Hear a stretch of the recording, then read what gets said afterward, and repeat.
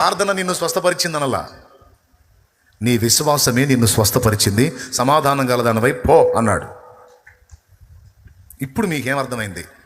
అమ్మయ్య, అట్టయితే ప్రార్థన చేసే అవసరం లేదు కన్నయ్య అనేది అర్థమైందా?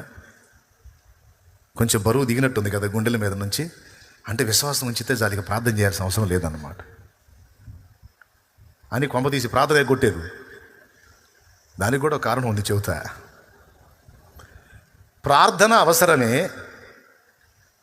అంతకంటే శ్రేష్టంగా విశ్వాసము మరి ముఖ్యంగా అవసరం అని చెప్తున్నాను నేను. కొన్నిసార్లు సుదీర్ఘమైన ప్రార్థన చేయడానికి టైం ఉండదు, విశ్వాసమే అక్కడ పనిచేసిద్ది. హిజ్కియా సుదీర్ఘ ప్రార్థన చేయలా, విశ్వసించిన వాడై 2 ముక్కలు అన్నాడు అంతే. యేసయ్య కూడా సుదీర్ఘ ప్రార్థన చేయలే.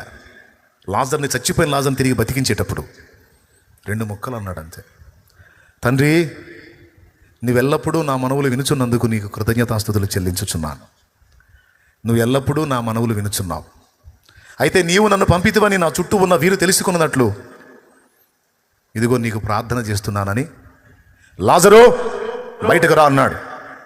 సుదీర్ఘ ప్రార్థన చేయలే, చాలా చిన్న ప్రార్థన.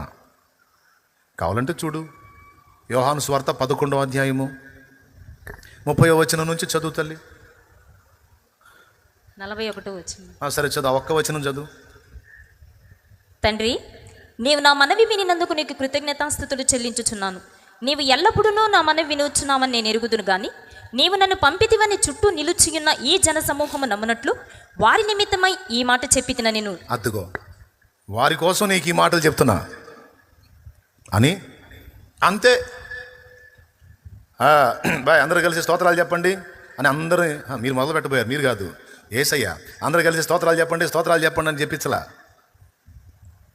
రాయి తీయండి, రాయి తీయండి అన్నాడు అంతే. రాయి పక్కకు పెట్టారు. ఇక తండ్రి, నీవు నా మనవులు వినుచున్నావు, ఎల్లప్పుడూ వినుచున్నావు అని నేను ఎరుగుదును. నీవు నన్ను పంపిదివని నా చుట్టూ ఉన్న వీళ్ళు తెలుసుకోవాలి, అందుకు ఈ మాట చెప్తున్నా. అయిపోయింది ఇదే ప్రార్థన. ఎంత ప్రార్థన? ఇంత ఎన్ని నిమిషాలు వచ్చింది? లాజరు బయటకు రా అంటే చచ్చిపోయినాడు, అలాగ లేచి వచ్చాడు. అది అంటే ఇక్కడ ఏది పని చేస్తుంది పెద్దగా? అది సుదీర్ఘ ప్రార్థనలు చేసి విశ్వసించనిచో ఆ ప్రార్థనలన్నీ వట్టి మాటలుగా గాలిగిపోతాయి తప్ప ప్రయోజనం శూన్యం. చిన్న 4 ముక్కలు నువ్వు మాట్లాడినా దేవునికి నువ్వు అప్పచెప్పిన ఆ విషయాన్ని నిశ్చయంగా దేవుడు నెరవేర్చగలడని నువ్వు విశ్వసించగలిగితే ఆ 4 ముక్కలే శక్తివంతమైనదే కార్యసిద్ధి కలిగిస్తుంది.